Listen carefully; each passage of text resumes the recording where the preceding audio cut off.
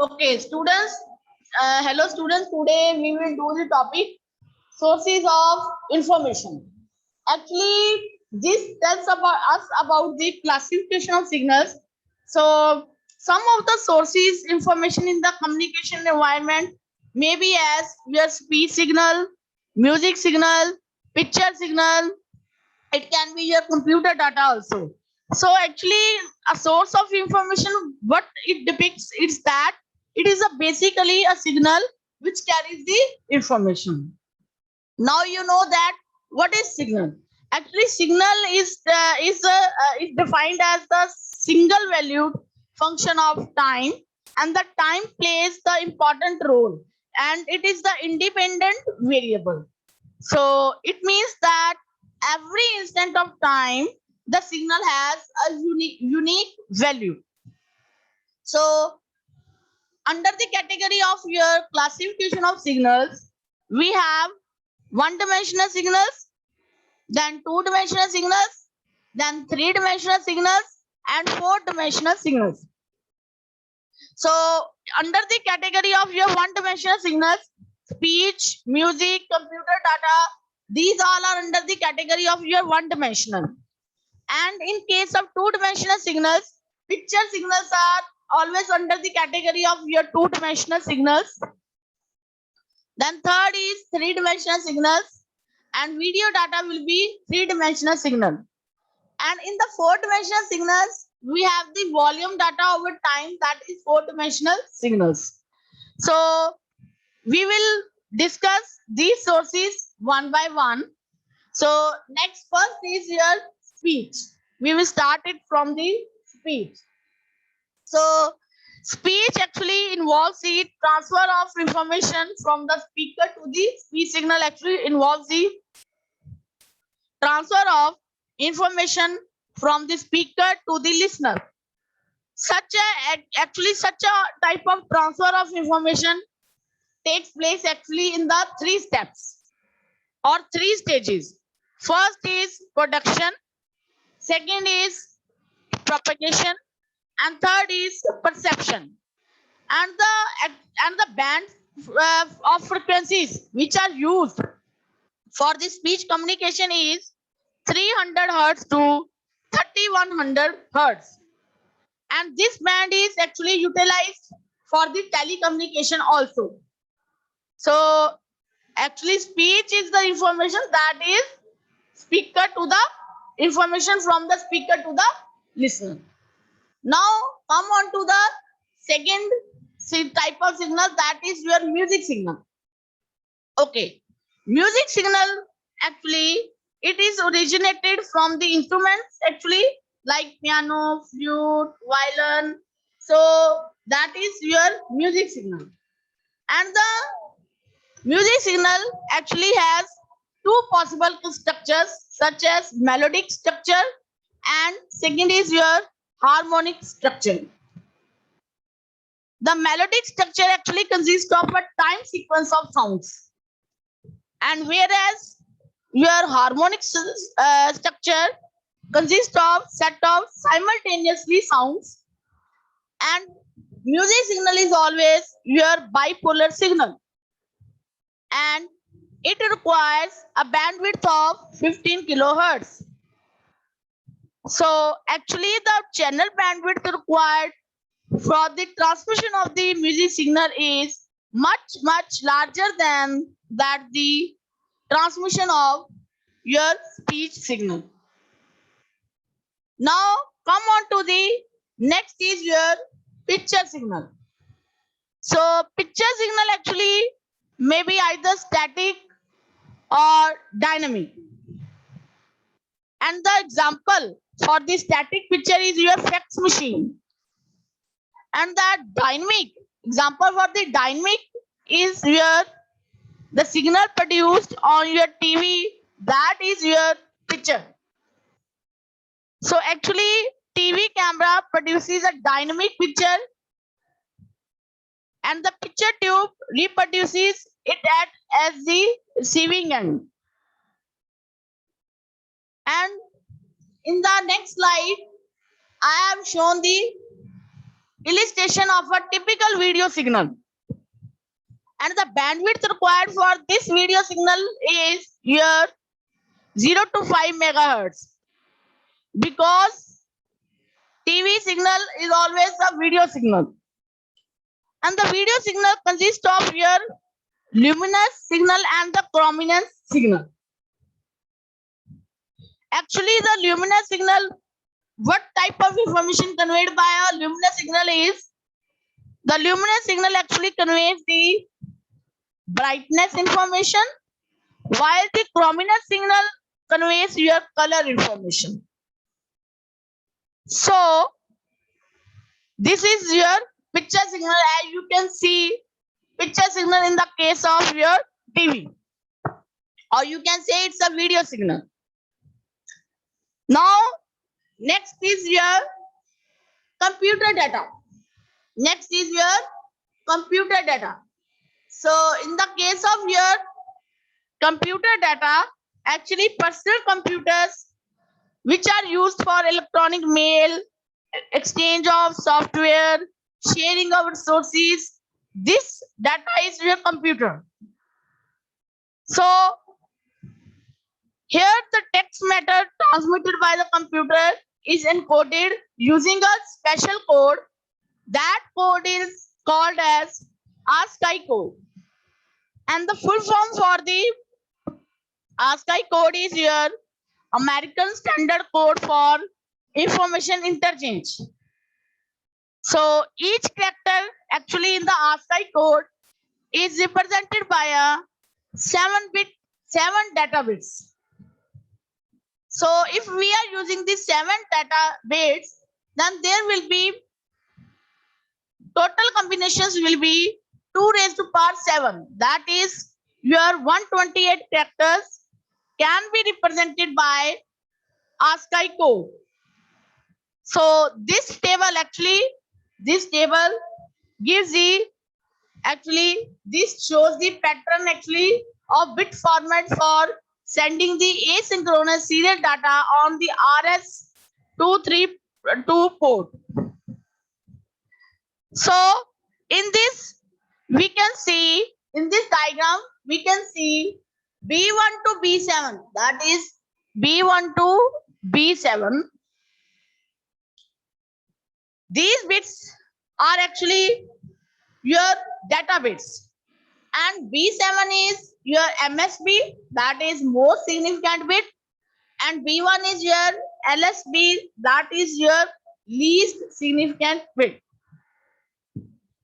Actually, in ASCII code, we are sending the total 8 bits. Extra bit is added, B8, that is used for the parity bit, and that is further for the reference of your error detection. So actually, when ASCII data are transmitted over the RS-232 ports, then we have to include also a start bit, and which is always set to 0, and the stop bit, which is always set to 1, are added. So you can see in this diagram, we have also added the start bit and the stop bit, and one parity bit, that is B8. So total 10 bits actually are transmitted in the case of your ASCII. Actually, it's a 7-bit code, or 8 bits is used for the parity. Next is here, this is the table. This is the ASCII code set table. So for every numeral, for every alphabet, and some special signals like NUL, SOH, SGX, ETX, EOT, these all are the special symbols or special characters, and this is the your special symbol, then numeral, then capital letters, and capital letter and small letters also, numeral also, and everything is coded, is in the coded form. Every character is in the coded form. For example, if I want to write the code for the capital K, let us suppose I just want to write the code, ASCII code. For that, you can see the above on this column. There is 100. So 100, and from here in the horizontal line 1011. So we will write like this. For code will be written in this sequence 100 and 1001011. So it's a 7-bit code for your character K. Similarly, we can find ASCII code, 7-bit code for any symbol or any character or any numeral. We can. Next is here. So this completes your ASCII, and next it will show you the special symbol or control symbols used in ASCII code.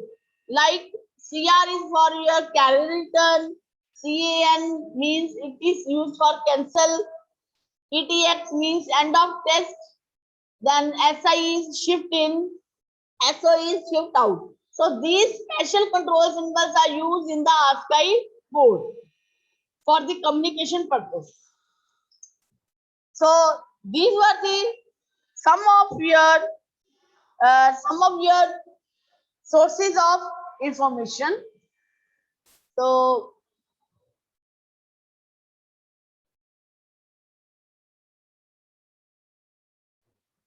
now next we will do the concept primary communication resources. Actually, there are two primary communication resources are there. First is your transmitted power and second is your channel bandwidth. Now the transmitted power actually refers to the average power of the transmitted signal, and the channel bandwidth is actually defined as the band of frequencies allocated for the transmission of the message signal. That is known as your bandwidth.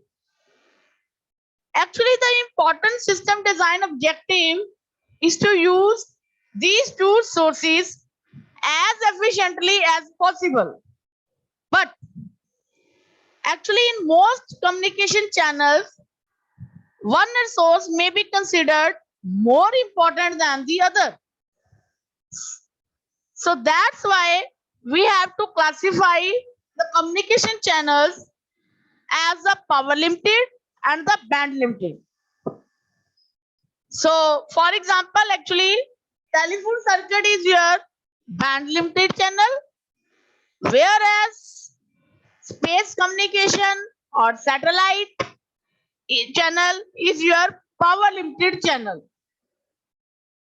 So actually a fundamental question always arises in the study of modulation schemes, that is with the channel bandwidth and signal to noise ratio with two principal parameters that are available to the designer, and which particular modulation scheme provides most efficiency. So actually for this solution we have to know about the information capacity theorem, which is given by Shannon. Next, information capacity theorem actually is given by the Shannon, and it deals with your continuous channel. According to this theorem, actually, the channel bandwidth and the signal to noise ratio are exchangeable in the sense that we may trade off one for the other for a prescribed system performance. So the choice of one modulation scheme over another for the transmission of a message signal in the communication system is often dictated by the nature of this trade-off. Now you can see the formula for the channel capacity or the information capacity, that is given by capital C is equal to capital B log base to the 2 1 plus SNR, and the units for this information capacity is bits per second, where capital B denotes your channel bandwidth, SNR denotes the received signal to noise ratio, and capital C denotes your information capacity, and the units for this information capacity is bits per second. So in the above question, means in this question or in the above question, C is equal to B log base to 2, this above question, we came to know that information capacity depends upon two parameters. One is your bandwidth and second is your SNR. Channel information capacity depends on two parameters. One is your bandwidth and second is your signal to noise ratio. So if we want to reduce the required SNR, we have to increase the channel bandwidth. So we can use the advantage of broad bandwidth to transmit the messages. So this was the information capacity theorem.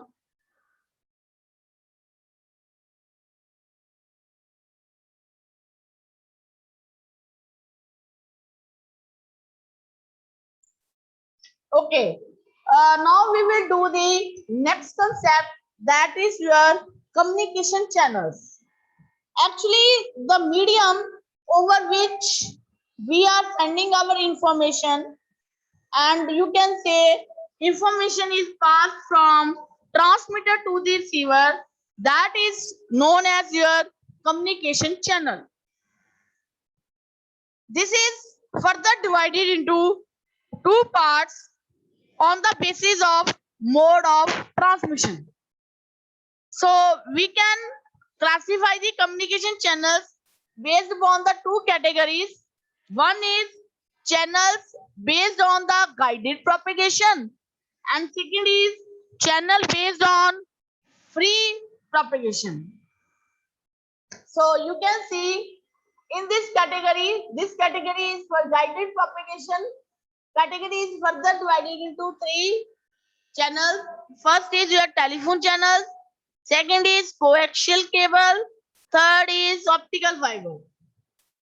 And channel based on free propagation is further classified into three: wireless broadcast channels, satellite channels, and mobile radio channels.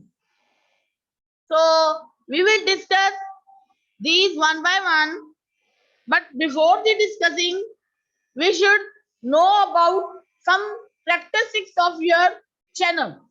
Actually, what are the various characteristics of a channel?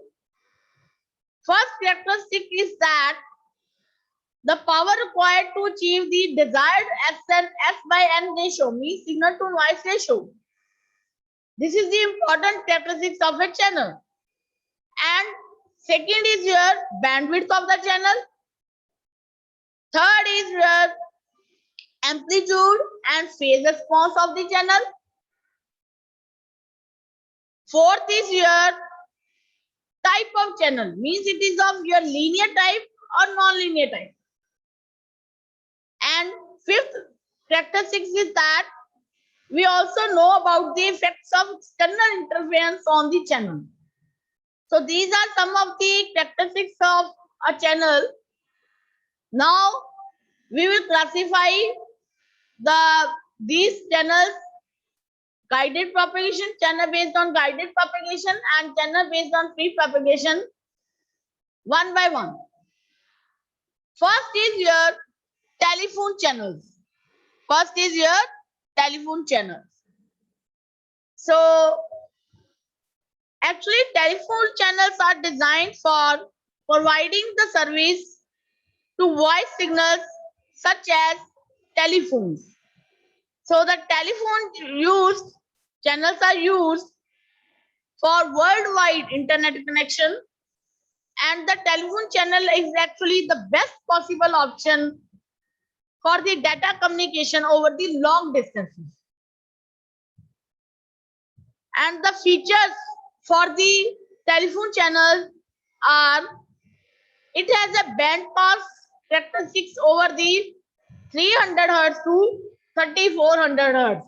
You can see in this diagram, it has flat amplitude response over this band of frequencies from 300 hertz to 3400 hertz. And telephone channels has the signal to noise ratio of about 30 dB. And they have actually the linear response. Approximately they have the linear response. So so you can see in this diagram amplitude response. Actually this amplitude response is flat over the entire passband. Entire passband means 300 hertz to 3400 hertz. So amplitude response is here flat.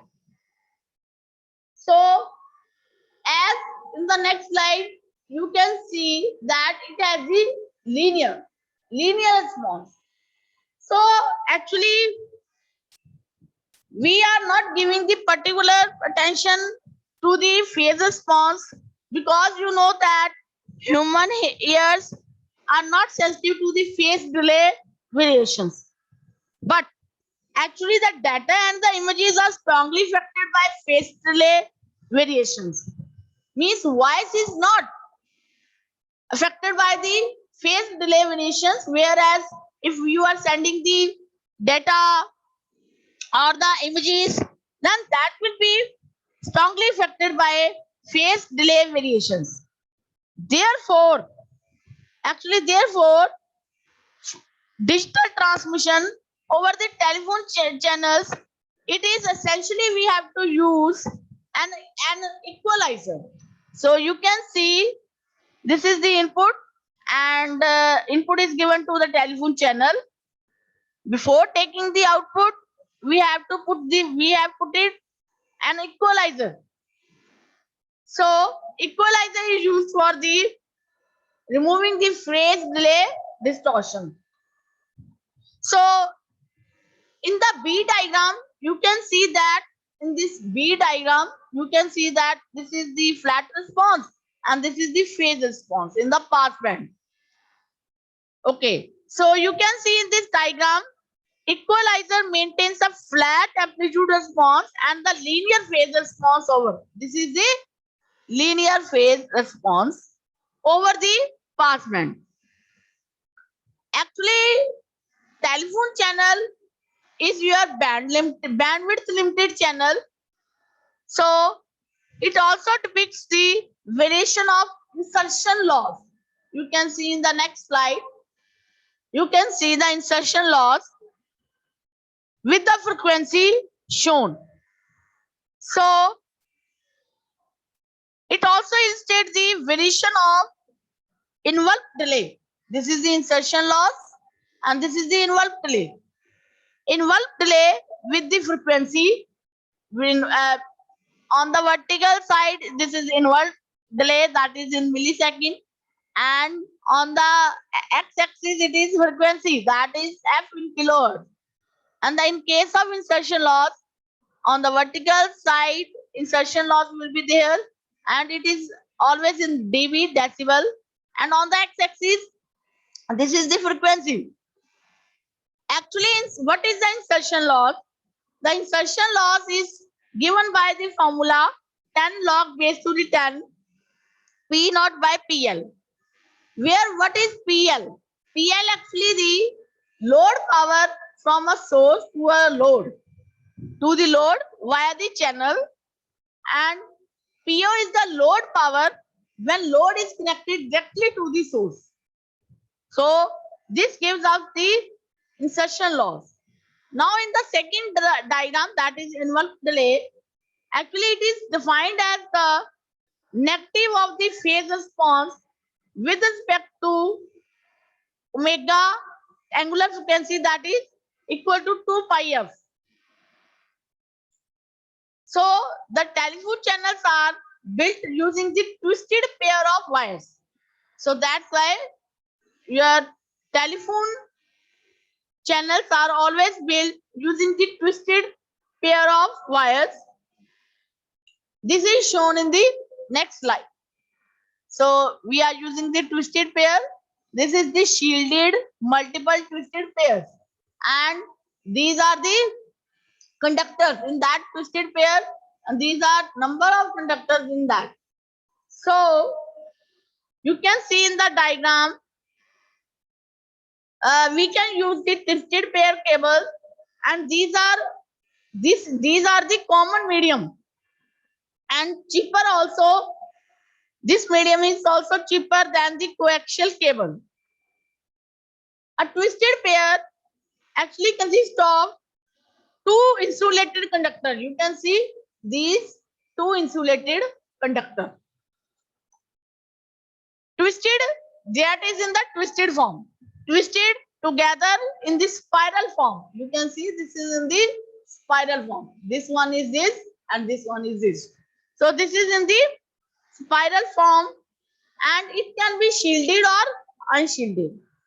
Unshielded twisted pair cables are actually cheap and easy to install, but disadvantage of using the unshielded twisted pair is that it is badly affected by the noise interference. But the remedy for that is we have to use the shielded twisted pair instead of using the unshielded. So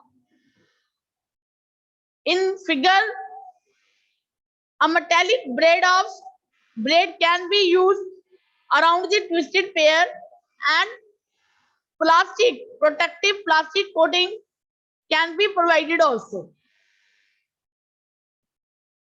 Now the transmission rates. If we are using actually modulation techniques with the use of your equalizer, then we can attain the transmission rates up to 16.8 kilobits per second. So actually telephone channel can give you the rates up to 16.8 kilobits per second. Now the next is your coaxial cable. Coaxial cable, this shows the construction of your coaxial cable. Actually it consists of two concentric conductors separated by a dielectric material. It has actually two concentric conductors separated by a dielectric material. The external conductor is metallic. The external conductor is your metallic braid and used for the purpose of shielding. The coaxial cable actually may contain one or more coaxial pairs. It can carry more than 10,000 voice channels at a time, and coaxial cable was developed in the 1970s. And the operating range for that is 8.5 megabits per second to 274 megabits per second. And another important application of your cable modem, with the cable modem termination system, we can use the coaxial cables. And one more application is your Ethernet LAN using the coaxial cable. So we are using the coaxial cable used for the large bandwidth and high noise immunity. Some of the salient features of your coaxial cables are like, there are two types of cables having 75 ohm and the 50 ohm. And it gives your noise immunity, excellent noise immunity due to the shielded feature. It has also large bandwidth and low losses. And they can give us, cables can give us 8.5 megabits per second to 274 megabits per second data rates. But these cables are actually costlier than your twisted pair cables, but they are cheaper than your optical fiber cables. These type of cables, means coaxial cables, can be used, or you can say it will be suitable for point to point or point to multi-point application. So that's why they are widely used in the local area networks.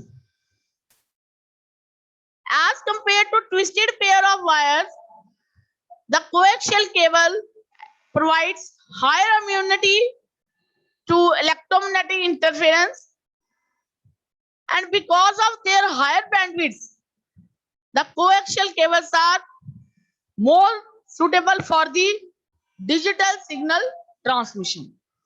So this was the introduction about your coaxial cables. Next is your optical fibers. This diagram shows the construction of an optical fiber. It consists of inner glass core surrounded by a glass cladding which has a lower refractive index. So digital signals are transmitted in the form of light, and which is trapped in the glass core. The light is launched into the fiber using the LED source, means light emitting diode or laser. And on the receiver side, it is detected by a photo detector or a photo transistor. The optical fiber cables are costlier than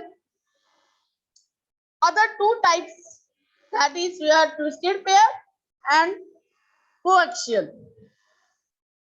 But along with these drawbacks, they have several advantages over the twisted pair cables and your coaxial cables. Some of the characteristics of your optical fiber cables are like, they have higher bandwidth and they can operate on the higher data rates. Also, it reduces as the signal attenuation is low. It reduces the losses. Distortion is also reduced. So we have the better quality is assured in case of your optical fiber. They are also immune to EMI, that is electromagnetic interference. Optical fibers are small in size, light in weight, and it is used for point-to-point communication.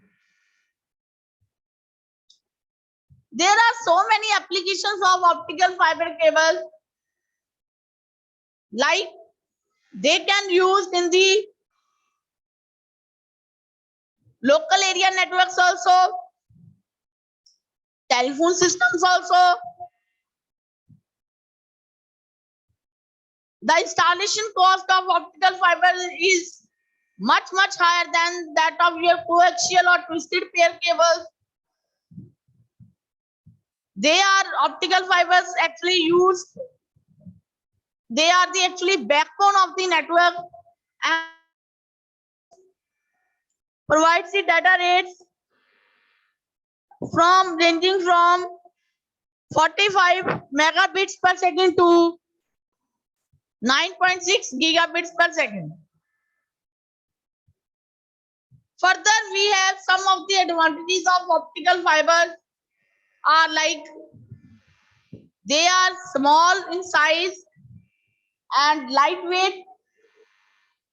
These are the advantages of optical fiber. First is small size and lightweight. So the size actually or the diameter of your optical fiber is very small. And it is always comparable to the diameter of human hair. So therefore, a large number of optical fibers can fit into a cable of small diameter. Next advantage is easy availability and low cost. The material used for manufacturing of your optical fiber cables is silica glass, and it is readily available in the market. Hence, optical fibers cost always lower than that your metallic conductors. Next advantage is no electrical or electromagnetic interference. Since the transmission takes place in the form of light rays, the signal is not affected due to any electrical or electromagnetic interference. Next advantage is your large bandwidth. As we know that light rays have a high frequency that is in the gigahertz range, and giga means 10 raised to power 9. So the bandwidth of optical fiber is extremely large. This allows transmission of more number of channels. Therefore, information capacity, carrying capacity of your optical fiber is much higher than that of the coaxial cable. Other advantages are like no crosstalk inside the optical fiber cable. This is also one of the advantage. Next, signal, we can transmit the signal 100 times faster using the optical fiber cable. Next, as the transmission losses are considered, so intermediate amplifier are not required in case of optical fiber cables. Also, the ground loops are absent in case of your optical fiber. Installation of optical fiber is easy and they are flexible. Then these type of cables are not affected by the environmental conditions. So these were some of the advantages of optical fiber cables. Along with that, there are also some drawbacks of the optical fiber. Like sophisticated plants are required for manufacturing of the optical fibers. Then initial cost of optical fiber is always high, and joining means we can't join the optical fibers in the simple way. Means joining the optical fiber is a difficult job. Means we can't join two optical fibers. If we can join, then it's very difficult job. So this was the drawbacks and advantages of your optical fiber cable.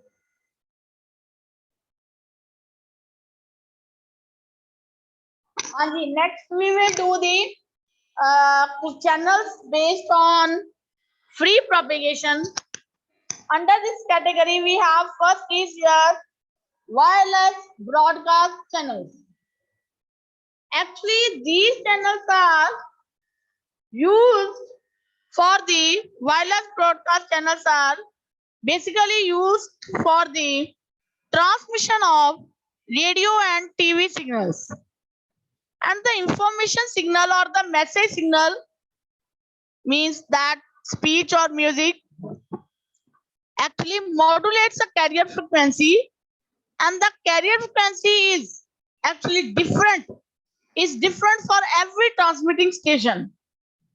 So a transmitting antenna radiates the modulated signal in the form of electromagnetic radiator into the free space. So these free space waves are radiated in all the directions, or you can say also in some specific directions also possible. The transmitting antenna is always mounted on a tower or a hall in order to reach the further receiver. So ground wave, sky wave, space wave, actually these are the three types of propagation techniques which are used for the propagation of your electromagnetic waves. And at the receiving side, at the receiving end, the receiving antenna which is used to pick up the transmitted signal, and the receivers may be of your super heterodyne type. Now I will discuss the first RF microwave link, RF link or the microwave link. So actually this is a type of point to point. If we want to do the point to point wireless communication, then we have to use the RF link, means radio frequency link, or you can say microwave link. The radio frequencies are used for the RF links are always in the microwave range. Therefore, RF links are also called as microwave links. As you can see in the diagram, this is the transmitter and the antenna for that. This is the receiver and antenna for that. This is the earth surface and tower is there, and we can also use the repeater. And tower receive the signal from the transmitter side, then it will send it to the receiver. So although actually many wire communication systems use copper wires or optical fiber, some just send the signal into the air.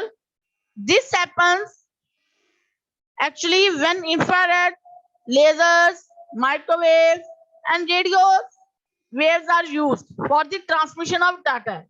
So actually they do not need the physical medium. It's a wireless. For long distance communication, microwave radio link is, or microwave radio transmission is widely used as an alternative to the coaxial cable. So the signal takes place in the form of EM waves, that is electromagnetic waves, and parabolic antennas are actually mounted on the towers. So you can see these antenna will be of your parabolic. Parabolic antennas are mounted on the tower to send the beam of waves to the another antenna tens of kilometers away, means some distance away. The transmitting and receiving antennas are actually highly directional to the for doing the point to point communication. So this system is widely used for telephone and television transmission. And if the higher this tower which holds the antenna, the greater will be the range. Means height of the antenna is, if height of the antenna is more, then the greater will be the range.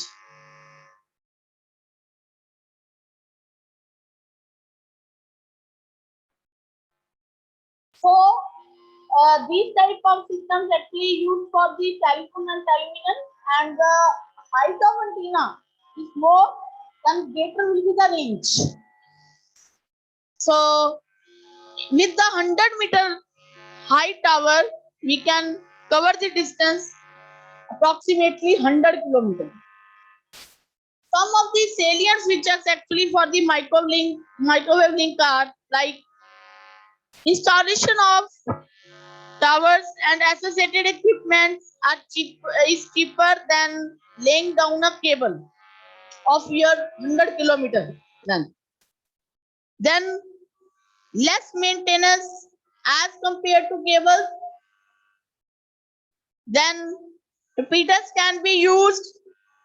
Therefore, effect of noise is reduced. Then next, no adverse effects such as cable breakage, etc. These are in the microwave link. Also, because of use of highly directional antenna, these links do not make any interference with other communication systems. And the size of transmitter and receiver reduces because of using the high frequency. These were the some of the characteristics actually. Now the drawback of the RF microwave link is that the signal strength at the receiving antenna, it reduces due to the multipath reception.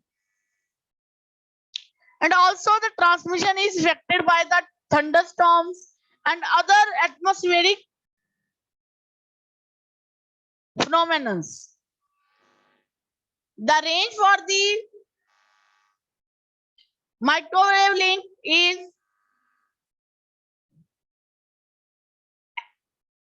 240 gigahertz, and this will correspond to the wavelength of your 15 centimeter to 0.5 centimeter. So this was the RF link. Now next is your mobile radio channel.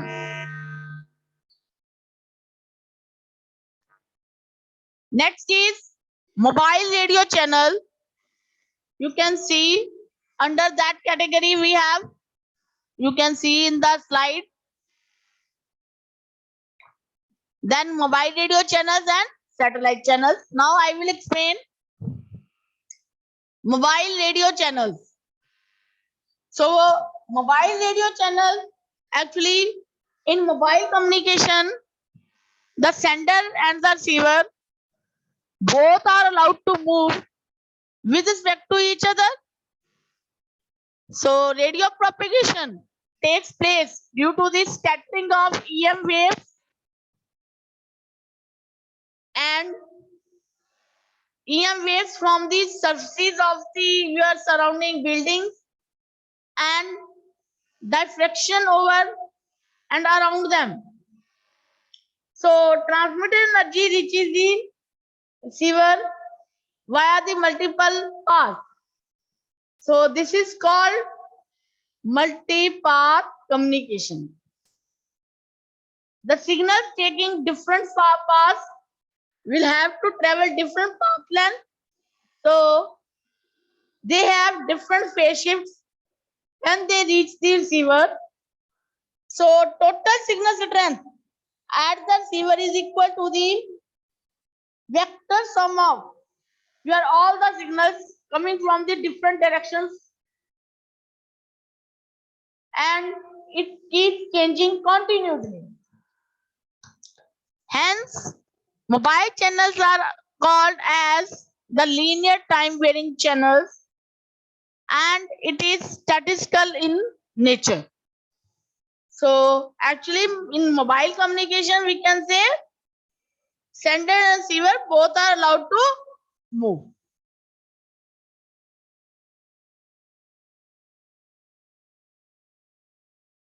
Anji, next we will do the satellite channel. Actually, satellite microwave system transmits the signals between the directional parabolic antennas. So they use the low gigahertz frequencies, and the line of sight communication is used by satellite channel. These systems actually uses these satellites which are in the geostationary orbit, that is 36,000 kilometers above the earth. And the satellites act as repeaters. You can see in the diagram, satellite act as repeaters with the receiving antenna, transponder, and the transmitting antenna.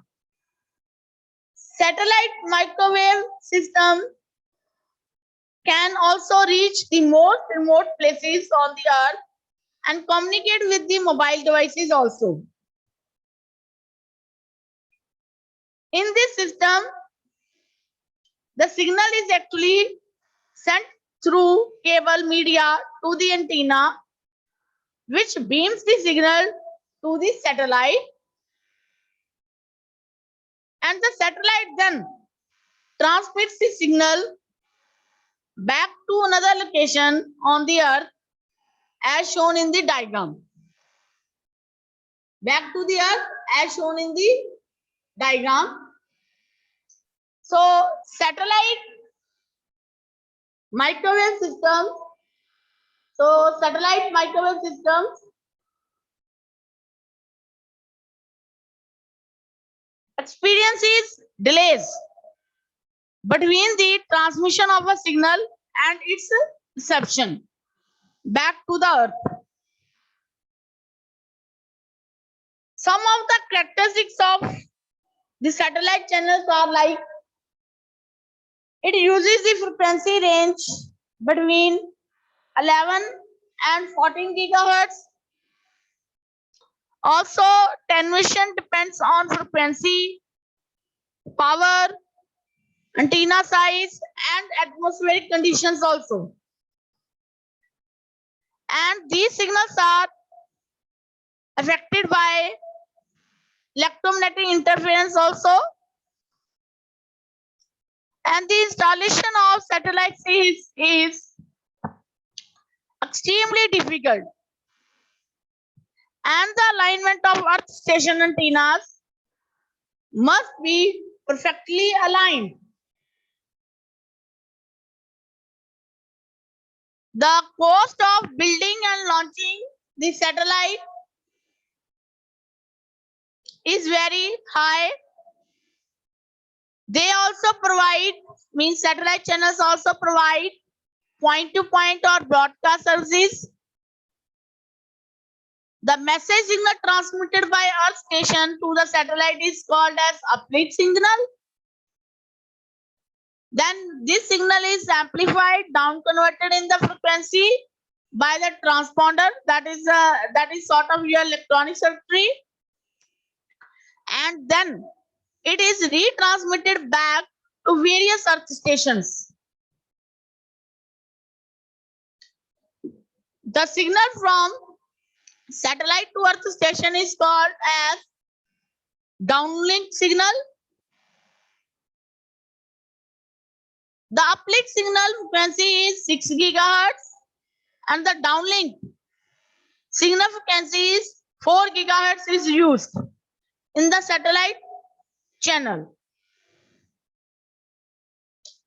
In the 6 by 4 gigahertz band, a typical satellite is assigned a 500 megahertz bandwidth, and it is further divided into 12 transponders on the satellite. And each transponder uses the 36 megahertz bandwidth. And a transponder can carry at least one TV channel and 1200 voice channels or digital data rate of your 50 megabits per second. So this covers the satellite channel. Now in the last, communication channel classification. So we can say that communication channel may be linear or non-linear. It can be time invariant or time varying, or channel may be your bandwidth limited or power limited. Example for the linear communication channel is telephone, and the satellite is whereas your non-linear channel. Example for the time invariant is your optical fiber, and mobile radio is your time varying channel. Further, in the last, it can be bandwidth limited or power limited. So under this category, example for that is telephone channel is bandwidth limited, whereas optical fiber, satellite, these both are your power limited. So these were the classifications of communication channels